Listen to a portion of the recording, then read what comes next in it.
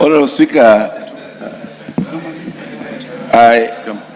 as we agree with the report by the Chair Energy Committee, Honorable Speaker, the issue of electricity connectivity in this country of late has become a very controversial issue.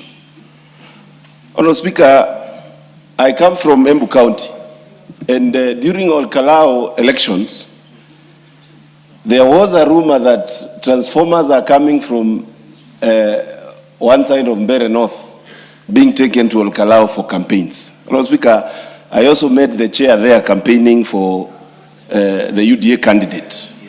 And Honorable Speaker, I want to actually caution the chair not to fall into the trap of using electricity as a campaign tool when there is a need. There is a very serious need to map the country, know where electricity is not well connected, know where transformers have become obsolete, and Honorable Speaker, act with speed, put in budget, look for partners, so that, Honorable Speaker, every part of this country should be connected to electricity. We are in the 21st century, Honorable Speaker. We should not be having problems of electricity connectivity in this nation, Honorable Speaker. And as we speak about maintenance, I also want to tell the chair that he should be very keen to ensure you don't, Honorable Speaker, risk the lives of Kenya Power employees. I found in my constituency, Honorable Speaker, some people removing the transformers at night for maintenance, and they were almost lynched. And Honorable Speaker, I wondered what kind of operation could Kenya Power be doing with transformers being removed at night. It is important as we look at how we are going to maintain electricity transformers. Yes, what's your point of order, MP for Kisses? Sasa wewe. Mheshimiwa, you can sit down. Mheshimiwa, listening to my good friend Honorable Mugunji, and I love his debate, but is it in order for him to mislead the country, knowing that the company Kenya Power operates 24 hours, in fact, including having an emergency office that they can undertake an emergency responsibility or calls for that purpose to be treated like there should not be undertaking their duties at night? It is something that he should be, if he doesn't know, then be informed that that department or that company operates 24 hours. What's your point of order? You are informing me and I have not requested for your information. Honorable Speaker. You have not raised a matter that essentially is a point of order. The information you're raising, and in any case, he said, why would they be removing a transformer at night which is functioning? Yes. Isn't that what you said? Yes, that's what I said, Honorable Speaker. Yeah. And I was giving actually a case of in my constituency that has happened. And as I conclude, Honorable Speaker. And the issue here is, which if I may get you right, is that there are functioning, what do you call, transformers that are being moved from place to place. Exactly, Honorable Speaker. Okay. And I need a clarification from the chair. I saw him campaigning very seriously with 1.2 million in Kalou and promising people electricity. And Honorable Speaker, I would wonder whether he will still continue and complete those projects now that they lost the election. Thank you, Honorable Speaker.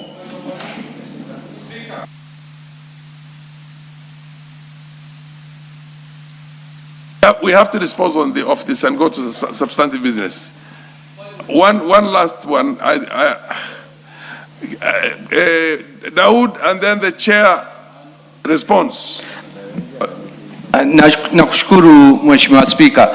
Mheshimiwa Spika, kwanza nimkosoe ndugu wangu Mkunji akiwa anasema kwamba kuna transformers zilitolewa Mbeere North hazikurudi.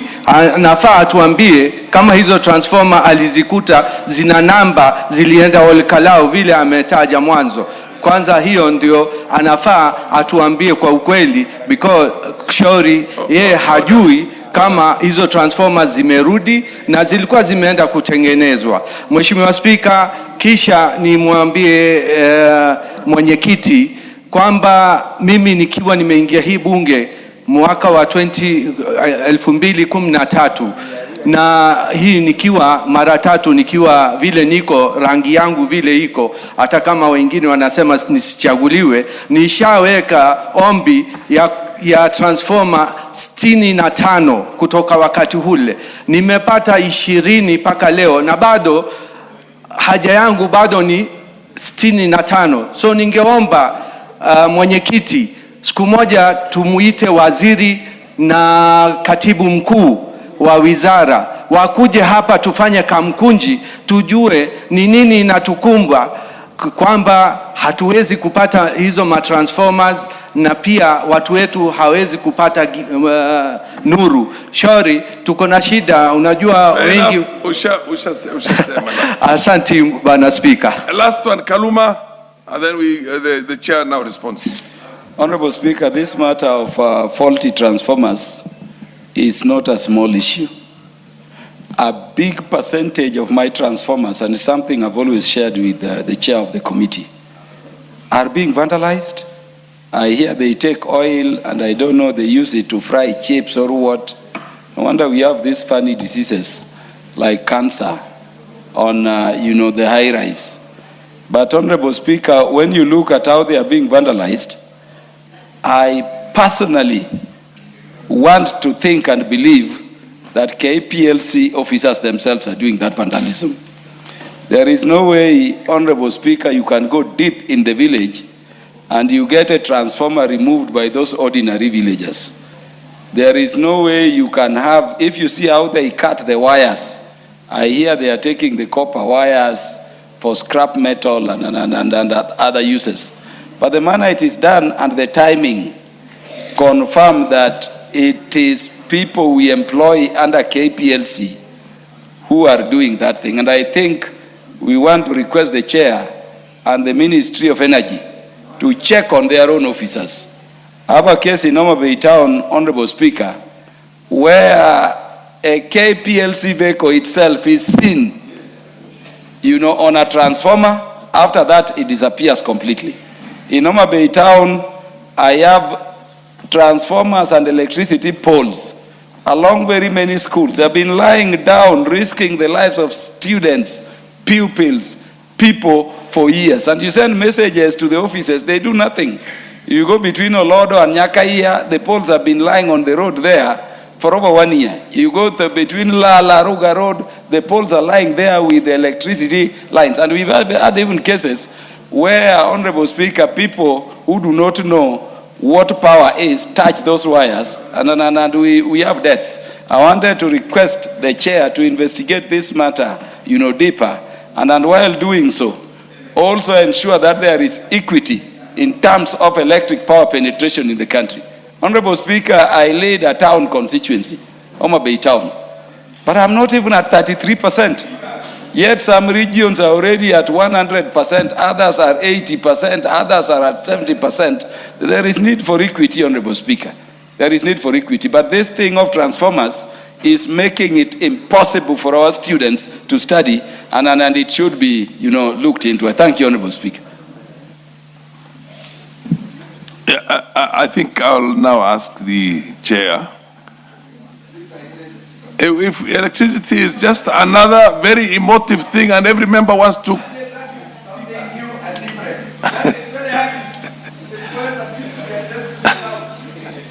Mutunga, and you, one minute. Order. Thank you, Honorable Speaker. Honorable Speaker, Maybe it's about time that the government, the nation here, licenses a number of electricity companies instead of just being shackled only with KPLC. Thank you, Honorable Speaker. I mean, that happens in all the developing countries and developed countries. There has to be a competition in the energy sector. When you don't have a competition in the energy sector and you have to go to the same institution that you feel is not doing enough, then there's a problem. Anyway, continue. As a member of parliament for the DAP, I have the same frustrations that you have. Thank you very much, Honorable Speaker. Honorable Speaker, I look at electricity connection as a business because you connect people and they keep paying. Why we do not have connection going on faster than it is, I wonder.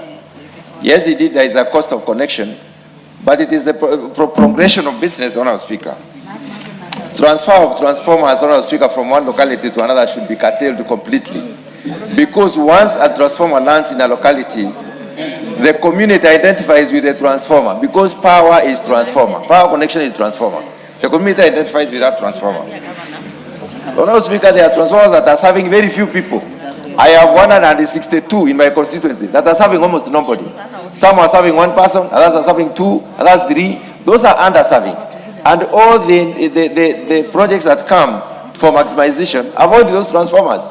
The others which are located within 200 meters, less than 600 meters, Honorable Speaker, or 1 kilometer, 1.2 kilometers, there should be 1.2 kilometers between two transformers. That curtails connectivity. People from, the Kenya Power and Lighting Company should do a thorough analysis, assessment of what is happening on the ground, even before they bring in your connections, Honorable Speaker. Yes. Thank you. Then before, proceed. Thank you, Speaker, for giving me this opportunity at least to address this issue about what's happening with electricity connections in our areas. Speaker, I come from Central Imenti, and that place of Central Imenti, you can't imagine that there is so much sandwiched between the very giant constituencies which have been having excessive electricity from time immemorial. Mine is connected at least 48% up to now. There are two divisions which have no electricity at all. Speaker, the most interesting thing is when I hear people addressing about transformers. Transformers in our place are vandalized now and then. And if we pursue, or like the other day when we caught up with the person who was vandalizing, we found that he was an employee of KPLC. So one wonders why they place them during the day and in the evening they come for them. When I hear that transformers were taken from Bere to Orkarao and then taken back or something like that, it's surprising because they are not transformers which are so much excessive in a way that they can be taken from one place to the other. It's just a propaganda. The point is that transformers are not available, and if they are available, no posts. If posts are available, no wires, no materials. So it's so much interesting. Can the government invest on this one? Because when it comes to electricity, it's life and death. Speaker, can the government look at this issue seriously? Because everyone wants connectivity, and right is a right, whereby it's provided in the constitution that the government should provide basic necessities of life. Fair enough. You've made your point.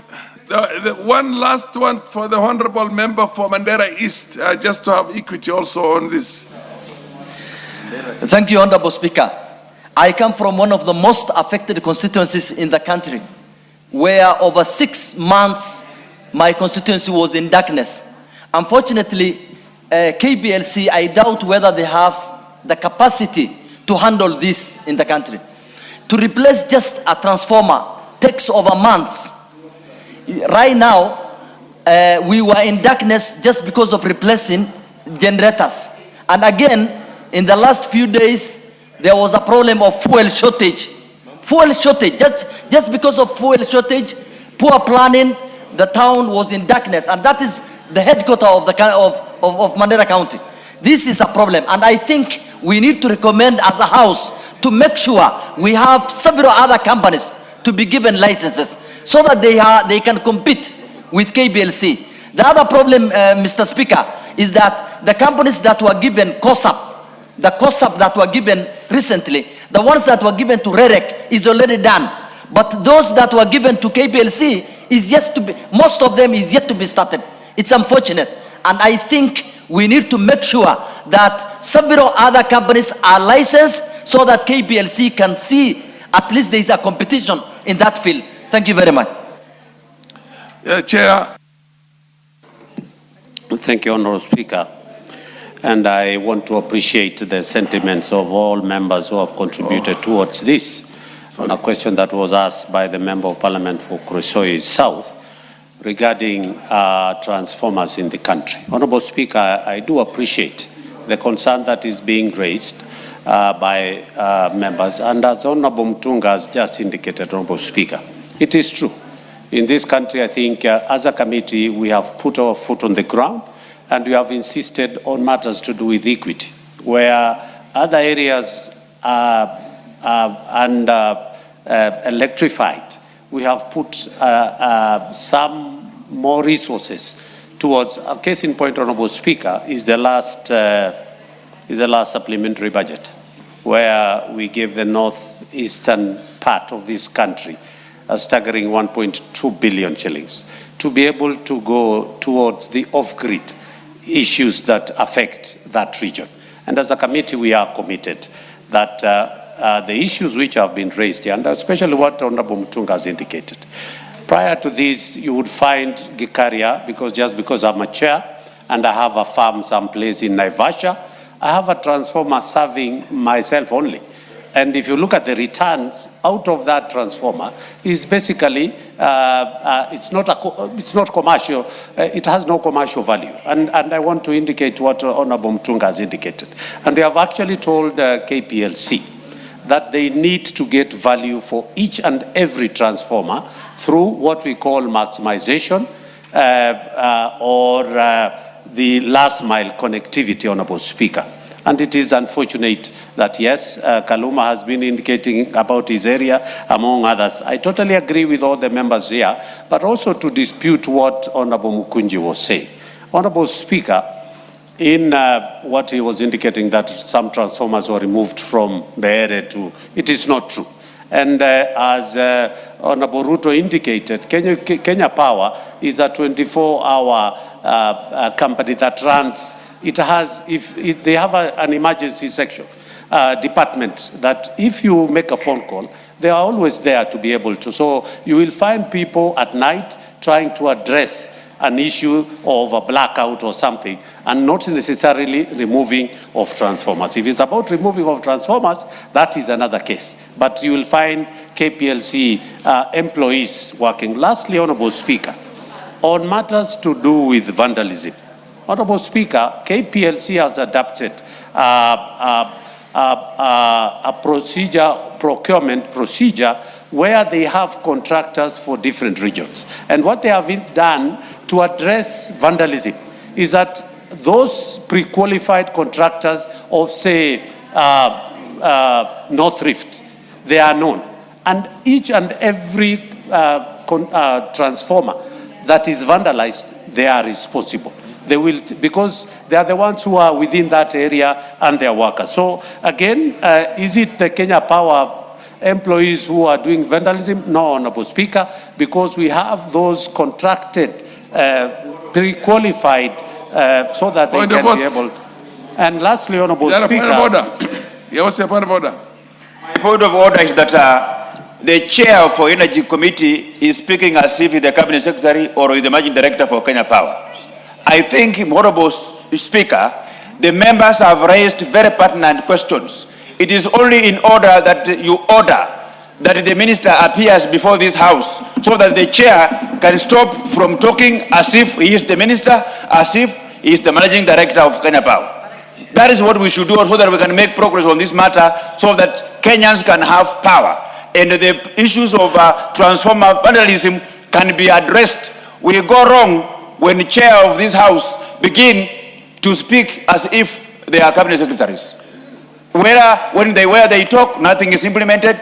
We don't make progress. So the chair should just sit down so that you order that the minister appears before this house so that the issues that members are raising are addressed conclusively.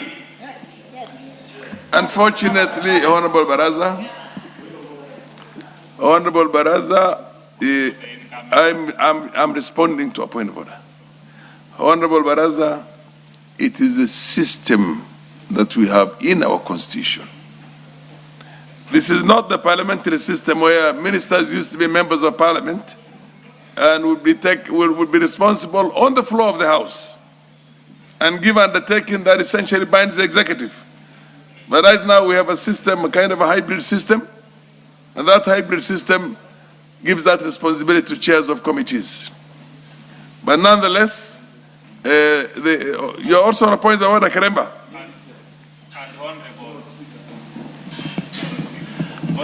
Honorable Speaker, I agree with your guidance.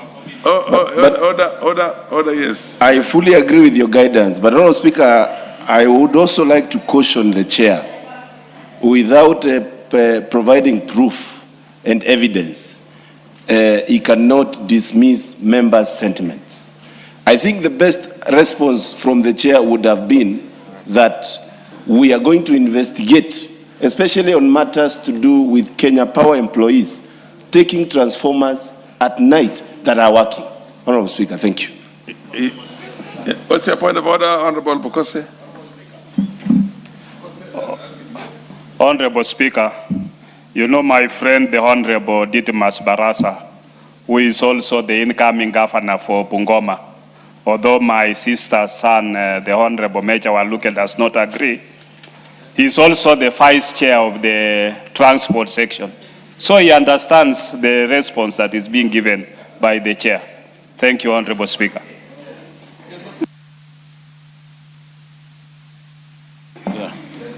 Thank you, Honorable Speaker. Honorable Speaker, I think what Honorable Barasa is saying is this. This house has become a house of lamentations. We need to see action. Chair, you know my case, and I've explained it to you. Can you please take action? Let's stop talking. We talk too much. Can we see action? Then we'll appreciate you. Thank you, Honorable Speaker. How does he give action? A chair here cannot direct. Order. A chair, you need to understand the philosophy or the construct of our constitution and the way our system works now. And those are the kinds of things that at a very high intellectual level we need to get together and see whether the kind of system we have on the 2010 constitution, is it working for us? Because a minister has the authority. He has the power or she has the power, but she has not the accountability to Parliament. Accountability falls on a chair who does not have requisite powers also to direct the minister or to direct people in the government parastatals. I don't know if the chairs expressing the frustrations that I think you all have. Yes, Honorable Dr. Professor. Thank you, Mr. Speaker. You know, when a chair presents a question from a member and presents it to the floor, he must have interrogated that question. He must have been satisfied with the response he received. If he himself is not convinced, but is just coming to regurgitate the question that is given without any reasonable consideration, then he lands in trouble and puts the ministry in bad shape. So the most important thing, it's good that he's bringing the answers from the ministry. But is he himself personally satisfied with the answers that was given to him? Thank you, Mr. Speaker. Regardless of that, you have indicated it very well. The chairs are mere conveyor belts here. You can make a case for yourself and tell us how effective you can be. Thank you, Honorable Speaker. Maybe just to answer my colleague, is that not only am I satisfied as a chair and the committee, the questioner himself, the Member of Parliament for Kurisoi South, who said in his own words that he is satisfied with the response that was given. Second, Honorable Speaker, is also for us to appreciate that the budget for the Energy Committee, particularly related to electricity, Honorable Speaker, has been going down over the years. For the last, I was the chair for 2 years in 2017. I'm the chair now for the last 2 years again in this session. Honorable Speaker, our budgets have been going, including, and members, you need to help us. I rose on the floor of this House just the other day when we were passing the 2026-2027 budget. Honorable Speaker, our budget was reduced by a staggering 68 billion. And when I tried to push, and Honorable Pukose is a witness, and I want to thank Honorable Pukose, being the vice chair of the budget, they were able in their wisdom to increase, to give us back 12 billion shillings to be able to address some of these things. So we lost 68. In their wisdom, they gave us back 12 billion. And I want to thank Honorable Pukose and your team. So there's a shortfall of 60 or 50 what? 50, 56? I think 56 billion. Yes. Honorable, and it has been going down. We have, I think, only 28 billion now. And that will not only to cater for what we are talking about, transformers, but also because also, and I also want to appreciate that this House in their own wisdom did pass a fund called National Infrastructure Fund. Honorable Speaker, the members, I will ask them to just relax. The amount of money that is going to be sent now to KPLC, what we have agreed now is that now, since KPLC has been taken over by under the National, the Government-Owned Enterprises Act, which is mentioned KPLC, has since moved to the National Infrastructure Fund, you will be able to see a lot of activities now coming out of that to be able to address that. For the social aspect, particularly for the public facility, that has been left now with REREC. And REREC has almost all the amounts that we passed has 80% has gone to REREC to try and do maximization and try and do the last mile. I want to plead with the honorable members to be patient a little bit, that KPLC now has been given the commercial aspect of that, and I want to believe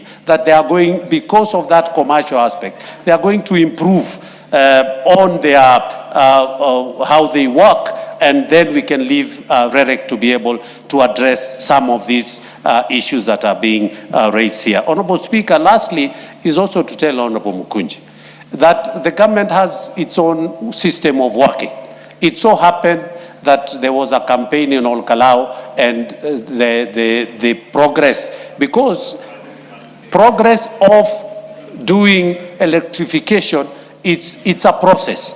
It is not an event. It had started just like it is happening in your constituency, just the same way it's also happening in my constituency and other constituencies. Honorable Speaker, I beg to, and lastly, I also want to agree with what Honorable Didmas is saying, Honorable Speaker. What's your point of order? What's out of order?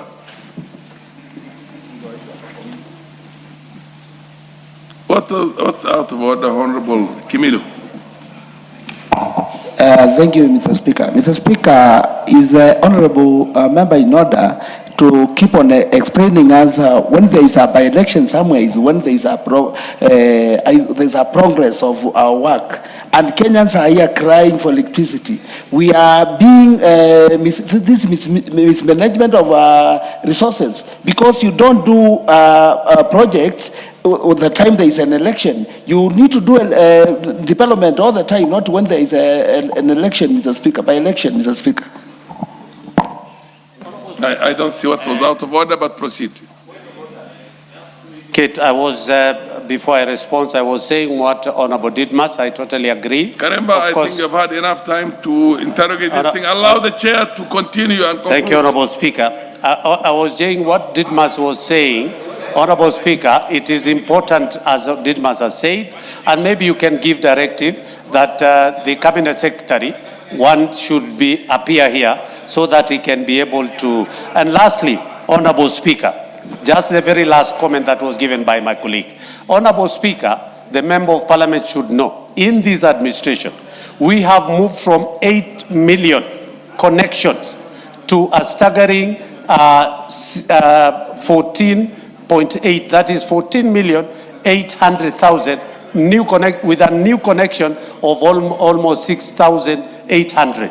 For only just 2 years, with so many problems that also they have been bringing. And lastly, and they should know, they are the ones who are objecting to the National Infrastructure Fund, a fund that is going to transform this. When we tell them we are moving from third world to a first world, actually, Honorable Speaker, given another opportunity, the President will be able to deliver this country to a first world if he's given a second term, Honorable Speaker. Thank you, sir. Next order. I don't know why schools have chosen today to be the day to. Yes. Hang on.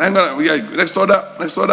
Order number 8, the Treaty Making and Ratification Amendment Bill, National Assembly Bill number 5 of 2024, first reading.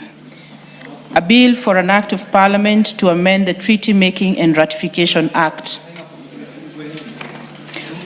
Order number 8, the Constitution of Kenya Amendment number 2 Bill, National Assembly Bill number 29 of 2025, first reading. A bill for an act of Parliament to amend the Constitution of Kenya. Order number 10, the National Transport and Safety Authority Amendment Bill, National Assembly Bill number 36 of 2023, second reading. Yeah, has it been moved?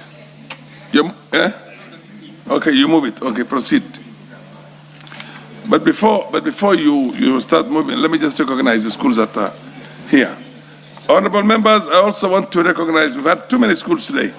I also want to, many schools actually, not two.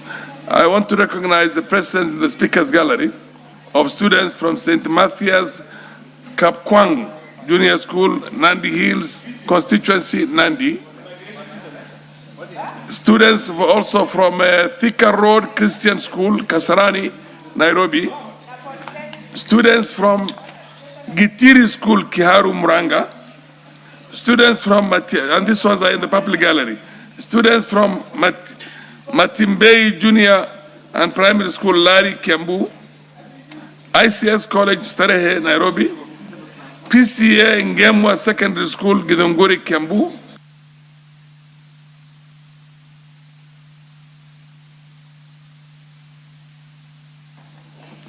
And finally, in Duluni C School, Mala, Machakos.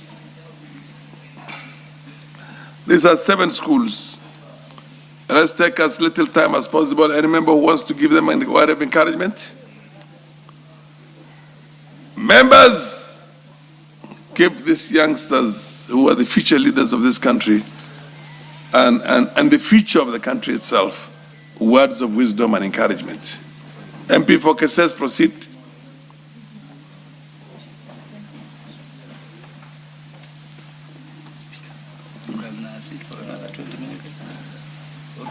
Well, thank you so much, Mr. Speaker, for giving me this opportunity to welcome our students, our learners from the entire Republic of Kenya who have found an opportunity to visit the National Assembly of Kenya so that they can witness the house where the bills, where the laws are made, where the policies are prosecuted for the purpose of proper governance of our country. And I want to take this opportunity that leadership is not born as at this time and moment, but it's something that is raised and grown from where they are. And I want to encourage them as they pursue their studies, let them be objective, let them be focused, because even where we are today is a place for them tomorrow. Only that they have to stick to their career and develop their studies well, because where they're going tomorrow, the keys as within their hands as at the moment. So we want to encourage you, lastly, is that to speak to them to uphold character and discipline. Without character and discipline, future is very pessimistic for them. We witness of late banning of schools and unrest, and we want to encourage them that that is not the route to go. The best route to go is to uphold discipline, order, and pursue what you are undertaking and why you are there. Take that time and maximize that time. The future is good, the future is better for all of you as long as you take it right. Thank you so much. And on behalf of the female members of parliament and the female student or the female students, Honorable Umul Khair. Yes, you want to give words of encouragement? No, just 1 second, word of encouragement, and you'll go ahead. You'll go ahead. You have the floor. Just relax. Umul Khair, can you encourage the students who are up there? Students who have come to visit Parliament. Thank you. In the public and the Speaker's Gallery. Thank you, Speaker. I want to take this opportunity to welcome the students on behalf of the House and the honorable members. And I want to encourage you to continue keeping up the effort, and we are very proud of you. And we might be the leaders of today, but you are the future leaders that we need in this House. And just to mention that I was also sitting in that same gallery some 4 years ago during the budget reading session without thinking that I would one day serve in this House. So this might be you in future. Karibuni sana and congratulations. Baraza, proceed and move your motion. Thank you very much, Honorable Speaker. I rise to move the National Transport and Safety Authority Amendment Bill, number 36 of 2023. It's a bill, yeah. For second reading. And I want to say this, Honorable Speaker, that the objective of this bill is to give NTSA powers to regulate the fares that Kenyans pay when they're using public transport. I want to give the background, Honorable Speaker. The role of a National Assembly is to identify problems bedeviling Kenyans and come up with a law that will lessen those problems or eliminate those problems. A problem exists that this country, the PSV vehicles will charge the amount of money that they want because they are not regulated. Let me begin by looking at some countries globally that regulate public transport. A country like Fiji, public transport is regulated and controlled by Fijian Competition and Consumer Commission. They set the fares that people from Fiji pay when they are using public transport. In France, the local government authorities take most of the decisions in fixing the amount of money that French people pay when they're using public transport. In Germany, Honorable Speaker, the national low fare policy of €9 per ticket was approved by the Parliament of Germany to ensure that the people of Germany don't pay more than what the government has approved, Honorable Speaker. Regionally, in East Africa, Tanzania has a law that caps how much money the passengers pay when they're using public transport, Honorable Speaker. Rwanda does the same. Ghana, Ivory Coast, Senegal, and Cameroon. They all regulate the amount of money that their people pay in form of fare, Honorable Speaker. Even Zambia and Nigeria, while Zambia and Nigeria did not have a law that the government regulates them, but various associations comes up with the fares and the government ratifies. It's only Kenya and Uganda where public transport is not regulated, Honorable Speaker. Honorable Speaker, we cannot continue encouraging a banana republic in the transport sector where the transport from point A to point B is not predictable, Honorable Speaker. That the amount of money that the Kenyans pay when they are moving from one area to the other is dictated by changing weather patterns. It is dictated by the amount of people that are available to be ferried from one corner to the other, Honorable Speaker. Honorable Speaker, I know some people will say that we live in a country with a free market economy. But there must be a balance between the profit that the matatu operators will make and public interest, Honorable Speaker. We cannot continue operating in a country where when a Kenyan goes to a stage to board a matatu, there is a board of fare of 300. But when the clouds begin to gather, the board of 300 is removed. Another one of 500 is affixed, Honorable Speaker. We cannot leave Kenyans in the hands of cartels who decides that they're going to make these short-term profits by taking advantage of the situation, Honorable Speaker. Even at times during Christmas, people who travel from Nairobi to Western Kenya, who travel from Nairobi to Nyanza County, Honorable Speaker, they are even at times forced to pay more than when it is to pay for a flight ticket. Mr. Speaker, this must be controlled. Asking that we approve these amendments so that the NTSA can validate and approve fares that the matatu operators will charge is not asking for too much, Honorable Speaker. We control the price of cane. The government sets the prices of cane across this country. We control the price of fuel. We control the price of very many things because we want to protect Kenyans from being swindled by cartels within the matatu sector, Honorable Speaker. even the matatu operators themselves, the owners of those matatus, many times they don't get that money that the conductors are charging exorbitantly, but they will put the money in their pocket, Honorable Speaker. So this law will bring a balance between the operator costs and the public interest, Honorable Speaker. This law will bring order and stop cartels within our transport sector. This law will ensure that the fares that Kenyans are budgeting for is predictable. When Kenyans earn a salary, they budget this amount of money. How much they will spend it on rent, how much they will spend it on transport. A Kenyan who left his or her house in the morning paying 100 shillings should be able to know that he or she will use the same amount of money in the evening to go home. But we cannot continue subjecting them to unpredictability, where you have 100 shillings, you have 200 shillings, it appears like it's going to rain in the evening, then you are told fare to take you back home is 500 shillings. We must control. Every sector must be controlled.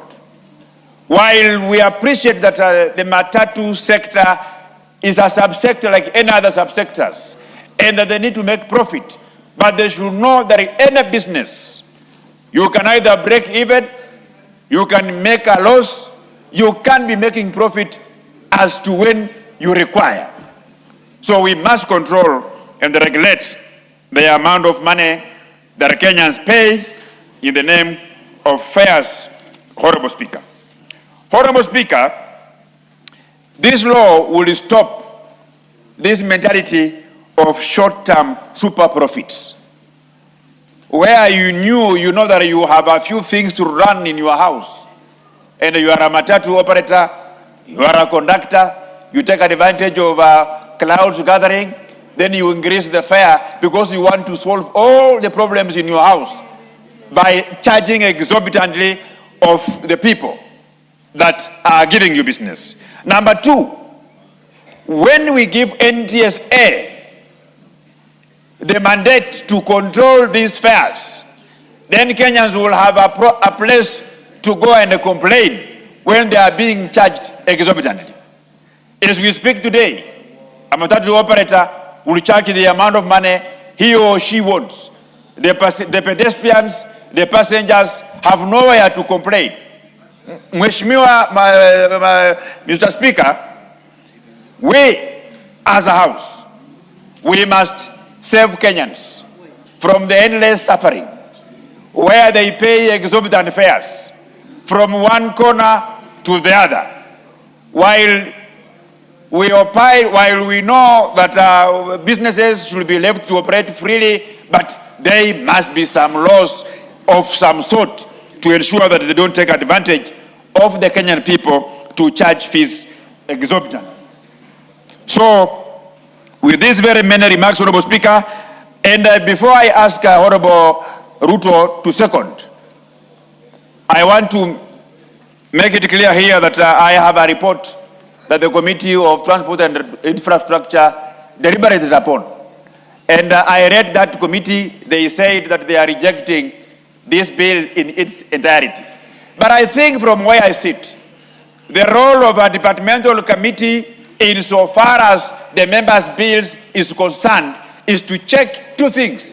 Number one, whether it's money bill or not money bill. If it is a money bill, they will refer it to the relevant committee.